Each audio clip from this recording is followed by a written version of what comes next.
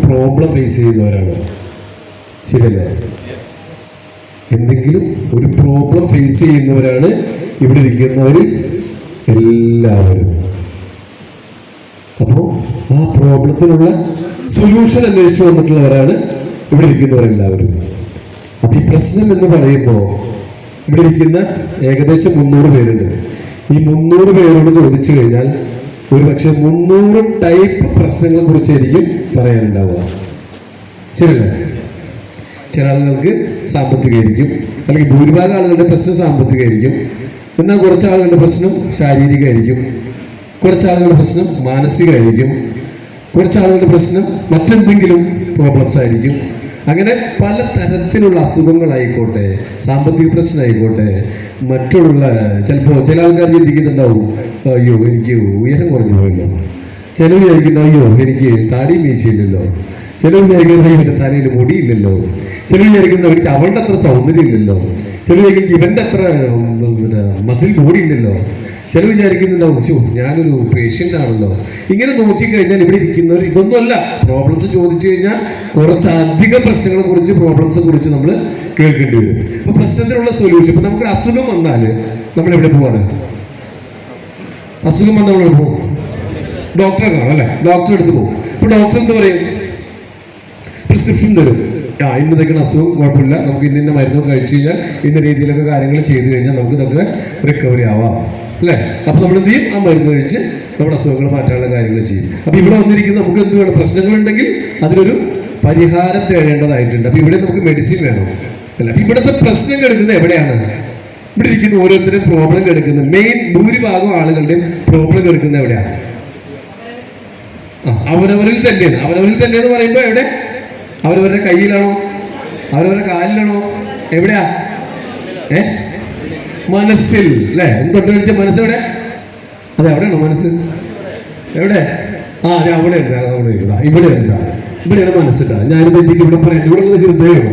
തെറ്റിക്കണ്ട. ഹൃദയം മാറ്റി വെച്ചാലും നമുക്കൊന്നും സംഭവിക്കാൻ പോകില്ല. ആളെ തന്നെ ഇരിക്കും. പക്ഷെ ബ്രെയിൻ മാറ്റി വെച്ചാൽ ആള് മാറും. ശരിയാണോ? കേട്ടില്ലേ?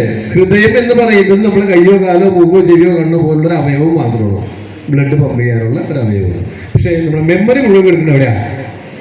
ബ്രെയിനില്ല. അപ്പൊ നമ്മൾ എന്തൊരു കാര്യം ചെയ്യുന്നുണ്ടെങ്കിലും, എന്തൊരു പ്രോബ്ലം ഫേസ് ചെയ്യുന്നുണ്ടെങ്കിലും, എന്തൊരു നേട്ടങ്ങൾ കൈവരിക്കുന്നുണ്ടെങ്കിലും, അതല്ല നമ്മുടെ ലൈഫിൽ എന്തൊക്കെ സംഭവിക്കുന്നുണ്ടെങ്കിലും ഇതെല്ലാം സംഭവിക്കുന്ന എവിടെയാ?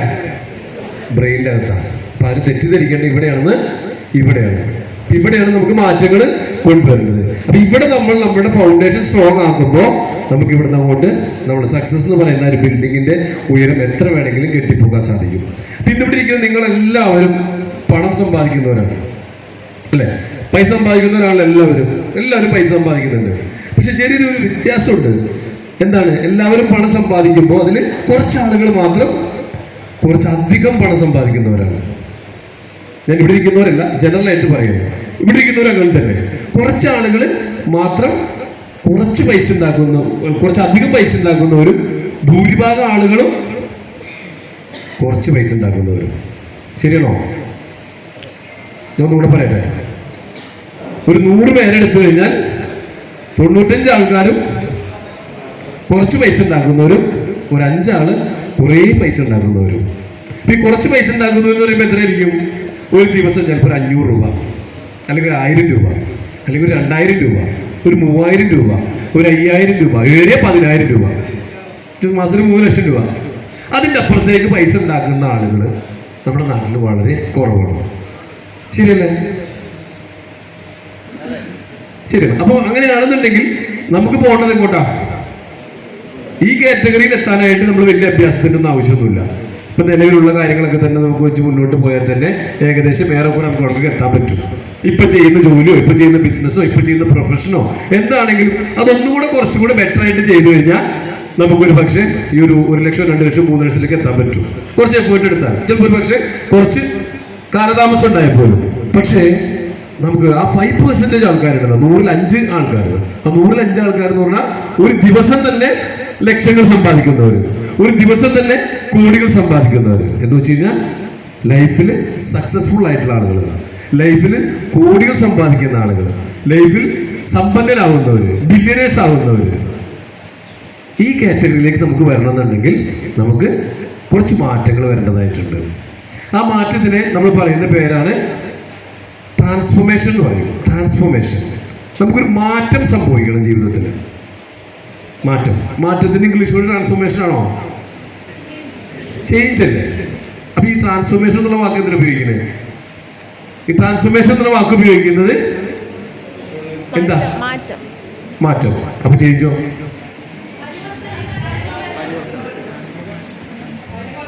ആ പരിവർത്തനം എന്ന് പറഞ്ഞാൽ എന്താ?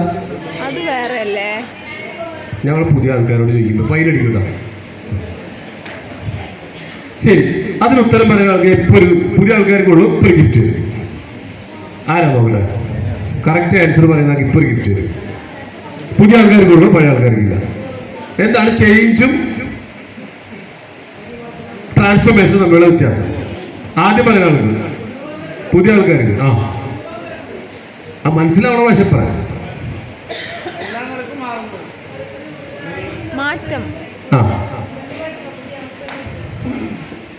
അതായത് ഇന്ന് മുണ്ടും ഷർട്ട് ഇട്ടാൽ നാളെ കോട്ടും പാൻറ്റും ഇടാം അല്ല.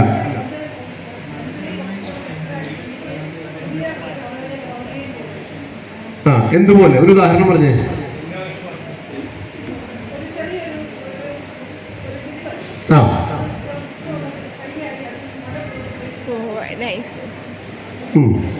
അതൊരു മാറ്റമല്ലേ? ഒരു യാചകരിൽ നിന്ന് രാജാവാവുക. ഓക്കെ, നല്ല എക്സാമ്പിളാണ്. ശരി, അപ്പൊ ഞാൻ ഒന്നും കൂടെ നിങ്ങൾക്ക് ലൈറ്റ് ആക്കി പറഞ്ഞുതരാം. എവിടെ ആ രണ്ടുപേരും ആൻസർ പറഞ്ഞു വരുമ്പോൾ വാ, ഓടിയോ സ്റ്റേജ് കൂടോ കയറി വാ. ഞാൻ ഇടയ്ക്കിടയ്ക്ക് എന്തെങ്കിലുമൊക്കെ ചോദിക്കൂട്ടെ, ആൻസർ പറഞ്ഞ അപ്പേ ഗിഫ്റ്റ് ചെയ്ത്. യെസ്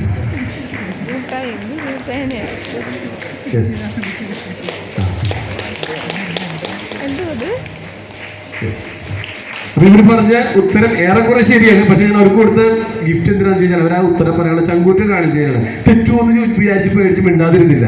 നിങ്ങളൊക്കെ തെറ്റുമെന്ന് വിചാരിച്ച് പേടിച്ചിരുന്ന ആൾക്കാരല്ലേ? നിങ്ങൾക്കില്ല. ഓക്കെ, അതായത് നമുക്കൊരു പെർമനന്റ് ആയിട്ടുള്ള ഒരു മാറ്റം. പെർമനന്റ് ആയിട്ടുള്ള മാറ്റം എന്ന് വെച്ചാൽ പിന്നീട് തിരിച്ചു പോക്കില്ല, അങ്ങനത്തെ ഒരു മാറ്റം. ഉദാഹരണം പറയുകയാണെങ്കിൽ, നമ്മളിപ്പോ ഇന്നലെ ഞാൻ തിരുവനന്തപുരത്തേക്ക് പോയത് ട്രെയിനിലാണ് എന്ന് വിചാരിക്കാം. അടുത്ത ആഴ്ച ഞാൻ പോകുമ്പോൾ കാറിലാണ് പോകുന്നത്. ഇതെന്താ? അതൊരു ചേഞ്ചായി. വീണ്ടും നമുക്ക് വേണമെങ്കിൽ ട്രെയിനിൽ പോവാം, വീണ്ടും നമുക്ക് വേണമെങ്കിൽ കാറിൽ പോവാം, വീണ്ടും നമുക്ക് വേണമെങ്കിൽ പ്ലെയിനിൽ പോവാം. അതിൽ ഒരു മാറ്റം മാത്രമാണ്. ഇന്ന് ഞാൻ ചുരിദാർ ഇട്ടു, നാളെ ഞാൻ സാരി എടുക്കും. ഇന്ന് ഞാൻ മുണ്ടെടുത്തു, നാളെ ഞാൻ പാൻറ് എടുത്തു. ഒരു ചേഞ്ചാണ്. പക്ഷേ നേരത്തെ പറഞ്ഞില്ലേ, ഒരു യാചകനിൽ നിന്നും ഒരു രാജാവാവുക. പിന്നെ ആ രാജാവിന് തിരിച്ചൊരു യാചകനാവാൻ പറ്റുമോ? ഇല്ല. ചപ്പാത്തി ഉണ്ടാക്കാനുള്ള ആട്ട ഗോതമ്പ് പൊടി. ഈ ഗോതമ്പ് പൊടി കൊണ്ട് നമ്മൾ ചപ്പാത്തി ഉണ്ടാക്കി. ചപ്പാത്തിക്ക് തിരിച്ച് വീണ്ടും ആട്ടയാവാൻ പറ്റുമോ? ഇല്ല. നമ്മൾ അരി വേവിച്ച് ചോറുണ്ടാക്കി. ആ ചോറിന് വീണ്ടും അരിയാവാൻ പറ്റുമോ? ഒരു പ്യൂപ്പ ബട്ടർഫ്ലൈ ആയിട്ട് മാറി. ആ ബട്ടർഫ്ലൈക്ക് തിരിച്ച് പ്യൂപ്പാവാൻ പറ്റുമോ? ഇതുപോലെ നമ്മൾക്ക് ഉണ്ടാകുന്ന അത്തരത്തിലുള്ള തിരിച്ചുപോക്കില്ലാത്ത, അല്ലെങ്കിൽ നമുക്ക് ഒരിക്കലും മാറാൻ സാധിക്കാത്ത രീതിയിലുള്ള ഒരു മാറ്റം, തിരിച്ചുപോക്കില്ലാത്ത രീതിയിലുള്ള ഒരു മാറ്റം, അതിനെ പറയുന്ന പേരാണ് ട്രാൻസ്ഫോർമേഷൻ. ഈ ട്രാൻസ്ഫോർമേഷൻ നമ്മളിൽ എങ്ങനെ കൊണ്ടുവരാം? ആ ട്രാൻസ്ഫോർമേഷൻ നമ്മളിൽ എങ്ങനെ കൊണ്ടുവരാം? ഇന്ന് നമ്മൾ ധരിച്ചു വെച്ചിരിക്കുന്ന കുറേ തെറ്റായ ചിന്താഗതികളുണ്ട്, കുറേ ധാരണകളുണ്ട്. അതൊക്കെ ഒന്ന് മാറ്റിയിട്ട് നമുക്ക് കംപ്ലീറ്റ് എൻറ്റയർലി ഡിഫറെൻ്റ് ആയിട്ടുള്ള പുതിയ ഒരു ചിന്തകളുള്ള, പുതിയൊരു ബ്രെയിനുള്ള, പുതിയൊരു ആളായിട്ട് മാറുമ്പോഴാണ് നമുക്ക് ആ ട്രാൻസ്ഫോർമേഷൻ സംഭവിക്കുക.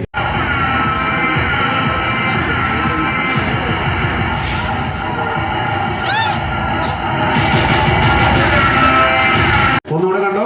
ഈ കത്തി കൂട്ടിയില്ലല്ലോ.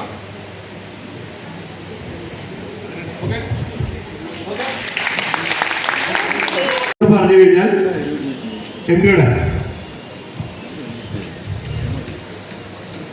ഓക്കെ അല്ലായിട്ടില്ല, ഇവിടെ ഇല്ലേ നോക്കി പോരും നോക്കിയാലോ. ഓക്കെ, അപ്പൊ റൂൾസ് ഓഫ് ക്രിയേഷൻ പറഞ്ഞാല് അപ്പൊ ഇതെങ്ങനെ സംഭവിക്കും നമുക്ക് നോക്കാം. അപ്പൊ എന്തൊരു കാര്യവും നമ്മുടെ ജീവിതത്തിൽ സംഭവിക്കുന്നത് നമ്മൾ നേരത്തെ പറഞ്ഞില്ലേ, ഈ ഓഡിറ്റോറിയം ഉണ്ടായതും മൊബൈൽ ഫോൺ ഉണ്ടായതും ഈ ലോകത്ത് കാണുന്ന എല്ലാ കണ്ടുപിടുത്തങ്ങളും ഉണ്ടായതും ഒക്കെ എങ്ങനെയാ? അപ്പൊ നമുക്ക് ഒരു കാര്യം മനസ്സിലായി, ഇവിടെ ഈ കാണുന്ന മണ്ണും കല്ലും വെള്ളവും മരങ്ങളും ചെടികളും പക്ഷികളും മൃഗങ്ങളും അല്ലാതെ ബാക്കിയുള്ളതെല്ലാം ഇവിടെ കാണുന്നതൊക്കെ ഉണ്ടാക്കിയതാരാ? മനുഷ്യൻ. ബാക്കിയുള്ള ഉണ്ടാക്കിയതാരാ?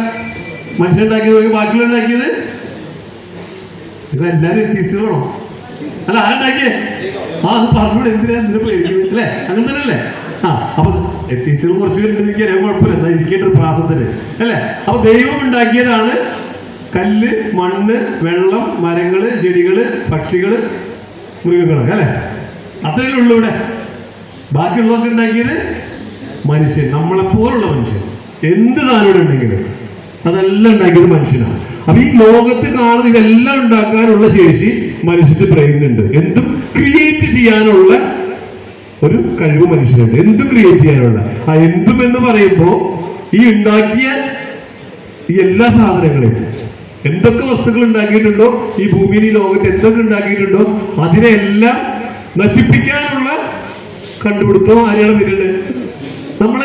നമ്മളുദ്ദേശിച്ച് നമ്മളെ പോലെ ബ്രെയിനുള്ള ഏതൊരുത്തൻ അല്ലേ? ഇത്രയും വർഷങ്ങൾ എടുത്തുകൊണ്ട് ഇവിടെ ഉണ്ടാക്കിയെടുത്ത ഇത്രയും വലിയ കണ്ടുപിടുത്തങ്ങളും ഇത്രയുള്ള സുഖ സൗകര്യങ്ങളും ഫെസിലിറ്റീസും എല്ലാം നമുക്ക് ഇല്ലാതാക്കാൻ ഒരു ആറ്റം ബോംബ് അല്ലെങ്കിൽ ഒരു ഹൈഡ്രജൻ ബോംബ് മതി. ഇതുണ്ടാക്കിയതാരാ? ദൈവമാണോ? അല്ല, നമ്മളാണ്. മനുഷ്യനാണ്. മനുഷ്യനാണ് നമ്മളെ പോലത്തെ ആൾക്കാർ. ഇനി കണ്ടുപിടുത്തം നടത്താൻ പോകണം നമ്മളെ പോലത്തെ ആൾക്കാർ. അപ്പൊ ഇതെല്ലാം ക്രിയേറ്റ് ചെയ്യണത് മനുഷ്യന്റെ ബ്രെയിൻ തന്നെയാണ്, ചിന്തകളാണ്. അപ്പൊ ഇതുപോലെ ഇനി നിങ്ങൾ ക്രിയേറ്റ് ചെയ്യാൻ പോവാണ്. നിങ്ങൾക്ക് എന്താ വേണ്ടത്? ആറ്റം ബോംബ് ഉണ്ടാക്കണോ? ഹൈഡ്രജൻ ബോംബ് ഉണ്ടാക്കണോ? BMW കാർ മേടിക്കണോ? ബെൻസ് കാർ മേടിക്കണോ? 17 സ്ക്വയർ ഫീറ്റിൽ വീട് ഉണ്ടാക്കണോ? എന്താണ് നിങ്ങൾക്ക് ഉണ്ടാക്കേണ്ടത്? ഇനി സൂപ്പർ എ, നിങ്ങളുടെ ഒരു എയിലെ കണ്ടുപിടിക്കണോ? എന്ത് വേണമെങ്കിലും നിങ്ങൾക്ക് ചിന്തിക്കാം. ആ ഉണ്ടാക്കാൻ പോകുന്ന ആ കാര്യത്തിൽ നമ്മൾ പറയുന്ന പേരാണ് ഐഡിയ.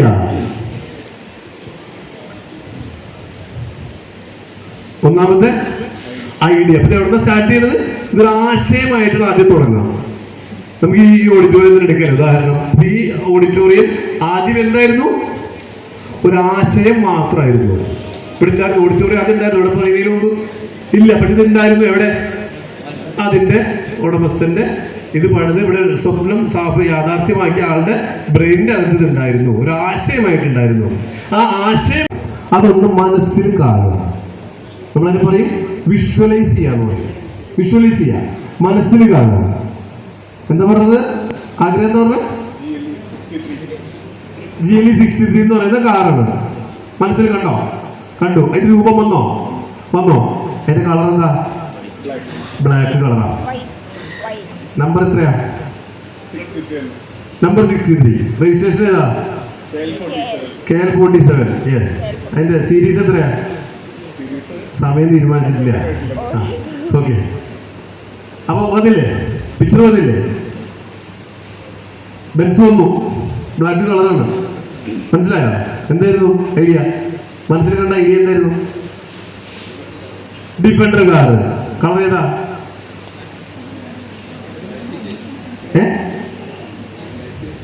കളർ റെപ്പറ്റീഷൻ എന്ന് പറയാം. റെപ്പറ്റീഷൻ. ഈ മനസ്സിലുള്ള ആഗ്രഹം തന്നെ ഒരുപാട് തവണ റിപ്പീറ്റ് ആയിട്ട് നമ്മൾ അതിനെ കുറിച്ച് തന്നെ ചിന്തിച്ചുകൊണ്ടിരിക്കുക, റിപ്പീറ്റ് ചെയ്തുകൊണ്ടിരിക്കുക. എപ്പോഴും നമ്മൾ വിഷ്വലൈസ് ചെയ്തില്ലേ? ആ വിഷ്വലൈസ് ചെയ്ത് എപ്പോഴും നമ്മുടെ മനസ്സിൽ കണ്ടുകൊണ്ടിരിക്കുക, എപ്പോഴും കണ്ടുകൊണ്ടിരിക്കുക. കാറാണെങ്കിൽ കാറ്, വീടാണെങ്കിൽ വീട്, എന്താണെങ്കിലും അത് തന്നെ മനസ്സിൽ റിപ്പീറ്റ് ചെയ്ത് കണ്ടുകൊണ്ടിരിക്കുക. എത്ര പ്രാവശ്യം? ലക്ഷക്കണക്കിന് കോടിക്കണക്കിന് പ്രാവശ്യം ഇത് കണ്ടുകൊണ്ടിരിക്കുക. അപ്പൊ ഇത് കണ്ടുകൊണ്ടിരിക്കുമ്പോൾ എന്താ സംഭവിക്കുക? നമ്മുടെ ബ്രെയിനിൽ അവിടെ ഒരു ന്യൂറൽ പാത്ത് വേ തെളിഞ്ഞു വരും. എങ്ങനെ?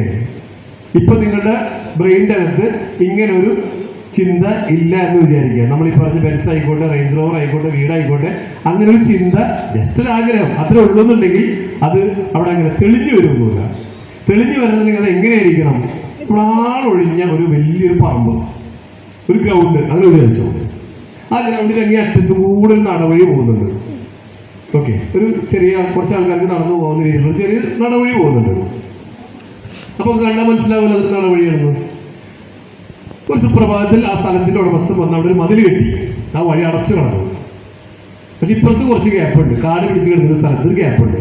അപ്പൊ എന്ത് ആൾക്കാർ ഒരു എളുപ്പവഴിക്ക് നടന്നു പോകാൻ വേണ്ടിയിട്ട് പുതിയ സ്ഥലത്ത് കൂടെ നടക്കാൻ തുടങ്ങും അല്ലേ? അങ്ങനെ പുതിയ സ്ഥലത്ത് കൂടെ നടക്കുമ്പോൾ ആദ്യം കുറച്ച് പുല്ലൊക്കെ കുത്തുമെങ്കിലും പിന്നെ പിന്നെ പിന്നെ എന്താ പുല്ലൊക്കെ അമർന്ന് അവിടെ പതുക്കെ പതുക്കെ പതുക്കെ ഒരു വഴി തെളിഞ്ഞു വരും. അങ്ങനെ റെഗുലറായിട്ട് നമ്മൾ അതിലേ നടക്കുമ്പോഴോ സ്ഥിരമായിട്ട് റിപ്പീറ്റ് ചെയ്തിട്ട് നമ്മൾ അതിലേ തന്നെ നടക്കുകയാണെങ്കിൽ അവിടെ നമുക്കൊരു വളരെ ക്ലിയർ ആയിട്ടൊരു നടപ്പാത തെളിഞ്ഞു വരും, ഒരു പാത്വേ. അതുപോലെ നമ്മുടെ ബ്രെയിനിൻ്റെ അകത്ത് ഇതൊരു നമ്മുടെ ആ ചിന്തയിൽ നിന്ന് വളരെ ക്ലിയർ ആയിട്ട് നമുക്കൊരു ന്യൂറൽ പാത്വേ ക്രിയേറ്റ് ചെയ്യണം. അതിന് നമ്മളിത് റിപ്പീറ്റ് ചെയ്ത് റെപ്പറ്റീഷൻ നമുക്ക് വേണം. എന്ന് വെച്ച് കഴിഞ്ഞാൽ ഇപ്പം നിങ്ങൾക്കൊരു ആഗ്രഹം ഉണ്ടെങ്കിൽ ഒരാഗ്രഹം എന്ത് വേണമെങ്കിലും ആയിക്കോട്ടെ, ആ ആഗ്രഹം അതിതീവ്രമാണെങ്കിൽ വെറുതെ ആഗ്രഹിക്കണമല്ല, ഇന്ന് ഉച്ചയ്ക്ക് ബിരിയാണി കിട്ടിയാൽ കൊള്ളാം കഴിക്കാം, ചോറായാലും കുഴപ്പമില്ല, ആ ആഗ്രഹമല്ല. എനിക്ക് എൻ്റെ G class black colour Benz അത് കിട്ടണം, എൻ്റെ റേഞ്ച് റോവർ ആഷ് കളർ കിട്ടണം, എൻ്റെ 5000 സ്ക്വയർ ഫീറ്റ് വീട് എനിക്ക് കിട്ടണം. അങ്ങനെ ആ ആഗ്രഹം, അല്ലെങ്കിൽ ഞാൻ പ്രേമിച്ച പെണ്ണിനെ എനിക്ക് കിട്ടണം, അല്ലെങ്കിൽ ഞാൻ പ്രേമിക്കുന്ന പയ്യനെ എനിക്ക് കിട്ടണം. പഠിച്ചതോ ഒന്നുമല്ല, അറിയാം, കേട്ട് പഠിച്ചിട്ടുണ്ട്. പക്ഷെ പഠിച്ച് മനസ്സിലാക്കിയ കാര്യങ്ങൾ, പ്രാക്ടീസ് ചെയ്ത കാര്യങ്ങളാണ് നിങ്ങളോട് സംസാരിച്ചുകൊണ്ടിരിക്കുന്നത്. പ്രാക്ടീസ് ചെയ്ത് അതിന്റെ റിസൾട്ട് ഓക്കെ, ഈ പറഞ്ഞ പോലെ തന്നെ നമുക്കൊരു ആഗ്രഹം ഉണ്ടെങ്കിൽ, അത് അതിതീവ്രമാണെങ്കിൽ, അതിന് ജീവവായുവിന്റെ വില ഉണ്ടെങ്കിൽ അത് നേടിത്തരാൻ പ്രകൃതി നമ്മളൊക്കെ ഗൂഢാലോചന നടത്തും, അത് നമുക്ക് കിട്ടിയിരിക്കും. ജീവവായുവിന്റെ വില അതിന് കൊടുക്കണം. അങ്ങനെ കൊടുത്ത് അങ്ങനെ ഒരുപാട് കാര്യങ്ങൾ ഞാൻ നേടിയിട്ടുണ്ട്, ഇവിടെ ഇരിക്കുന്ന പലരും നേടിയിട്ടുണ്ട്. വിരോധം നിങ്ങൾ കഴിഞ്ഞിട്ട്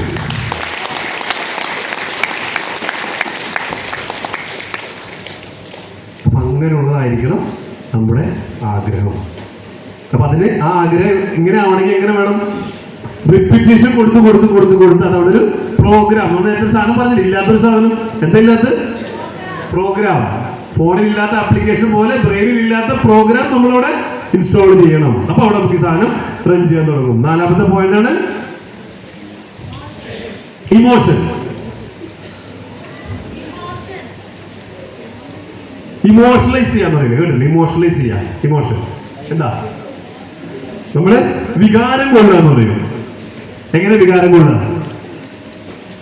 എൻ്റെ ആ ബെൻസ് GL ബ്ലാക്ക് കാറില് ഞാനിങ്ങനെ പോകുന്നു. ആ പോകുന്ന സമയത്ത് ഭാര്യയോ കുട്ടികളോ അടുത്തുണ്ടെങ്കിൽ അവര് അവിടെ ഇവിടെ തോണ്ടുന്നു, അല്ലെങ്കിൽ അവിടെ അടയാളം വീഴ്ത്തുന്നു. അപ്പൊ കുട്ടീനെ ചീത്ത പറയുന്നു, അല്ലെങ്കിൽ എന്തിനാണ് അങ്ങനെ ചെയ്തത്? ഭാര്യ ചീത്ത പറയുമ്പോൾ പോട്ടടി പോലെ സാരമില്ല എന്ന് പറയുന്നു. എന്തെങ്കിലുമൊക്കെ ആയിക്കോട്ടെ, അങ്ങനെയുള്ള കാര്യങ്ങളൊക്കെ നമ്മൾ പറയുന്നതായിട്ട് നമ്മൾ സങ്കല്പിക്കണം. അത് ഇത് നെക്സ്റ്റ് പെർമനന്റ് സ്ട്രക്ചർ. നിങ്ങൾ എന്താണോ ആഗ്രഹിക്കുന്നത് ആ കാര്യം അത് എന്താണെന്നുണ്ടെങ്കിലും അത് നിങ്ങളുടെ ബ്രെയിനിൽ ഒരു പെർമനന്റ് ആക്കി വെക്കുക. ഇനി അതിന് മാറ്റമില്ല, ഇനി അത് മാറാൻ പാടില്ല. ബെൻസ് GL ബ്ലാക്ക് എന്ന് പറഞ്ഞാൽ ഇത് വൈറ്റ് ആവരുത്, റെഡ് ആവരുത്, ഇനി പുതിയ കളറെല്ലാം വന്നാലും മാറരുത്. ബ്ലാക്ക്. അബദ്ധത്തിൽ പറഞ്ഞാണെങ്കിലും ഡിഫൻഡർ ഗ്രേ, മാറ്റാൻ പറ്റില്ല. വീട് 5000 സ്ക്വയർ ഫീറ്റ് ആണെങ്കിൽ 5000 സ്ക്വയർ ഫീറ്റ് തന്നെ. പയ്യൻ മറ്റവൻ തന്നെ, ഇനി അവർ 2 അടി തുടങ്ങിയാലും കുഴപ്പമില്ല, സഹിക്കുക, നിവൃത്തിയില്ല. ആ പെൺകുട്ടി കാശില്ലാത്ത വീട്ടിൽ കുഴപ്പമില്ല, അങ്ങോട്ട് സഹിക്കുക. നമ്മൾ ആഗ്രഹിച്ചു പോയി. നാളെ വേറെ ഒരുത്തി വരും, കാശുള്ളവള്, പോകരുത് പിന്നാലെ, ഉറപ്പിച്ചു വെക്കണം അവൾ തന്നെ. മനസ്സിലായില്ലേ? അതാണ് പെർമനന്റ് സ്ട്രക്ചർ. അതിന്ന് മാറാൻ പാടില്ല. അതിനേക്കാൾ ഞാൻ ചോദിച്ചില്ലേ സീരീസ് ഏതാന്ന് ചോദിച്ചില്ലേ? KL-47 ഇപ്പൊ എവിടെ എത്തി? സീരീസ് ഇപ്പൊ ഏതാ? KL-47N. എത്ര സമയം കൊണ്ടാണ്, എത്ര മാസം കൊണ്ടാണ് സീരീസ് മാറുന്നത്? 10,000 വണ്ടി ഇതൊക്കെയാണ്. PQRSTUVWXYZ. എവിടെയാണ്? ഒരു നമ്പർ മാറാൻ, ഒരു സീരീസ് മാറാൻ 1.5 വർഷം എടുക്കണ്ട അല്ലേ? ഉണ്ടാവില്ല, അത്ര ഇല്ലല്ലോ. ഉണ്ട്. ശരി, എന്നാ പറയാ എപ്പോഴാ? ഏതാ സീരീസ്? ഇപ്പൊ എത്ര? N അല്ലേ? ഏതാ ബെൻസിന്റെ നമ്പർ എത്ര ഇപ്പൊ പറയാം? 63P.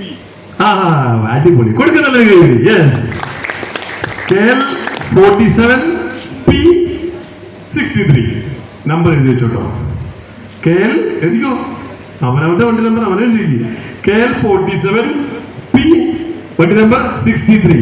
ഞാൻ ഇലക്ട്രിക് ആണോ അല്ലെങ്കിൽ അതൊക്കെ വേറെ തിരിച്ചു തീരുമാനിച്ചോ? Colour black. ക്ലിയർ ആയല്ലോ? ഓക്കെ, അടുത്ത പ്ലാൻ സ്റ്റാർട്ട്. പ്ലാൻ. ഓക്കെ, അപ്പൊ എന്ത് ചെയ്തിട്ടാണ് നമ്മൾ സ്വപ്നങ്ങൾ നേടാൻ പോകുന്നത്? എന്ത് ചെയ്തിട്ടാണ്? നേഴ്സായിട്ട് ജോലി ചെയ്താ നടക്കുവോ? ഇപ്പൊ ചെയ്യുന്ന കാര്യങ്ങൾ ചെയ്താൽ നടക്കുവോ? അപ്പൊ നമുക്ക് അതിനൊരു പ്ലാൻ വേണം. ഞാൻ ഇന്ന കാര്യം ചെയ്തിട്ടായിരിക്കും ഞാൻ എൻ്റെ ഈ പറയുന്ന സ്വപ്നങ്ങൾ സാക്ഷാത്കരിക്കാൻ പോകണം. അതിന് കൃത്യമായിട്ടുള്ളൊരു പ്ലാൻ ഉണ്ടാവണം. ഒരു മാസ്റ്റർ പ്ലാൻ തയ്യാറാക്കിയിട്ട് വേണം അതെങ്ങനെ.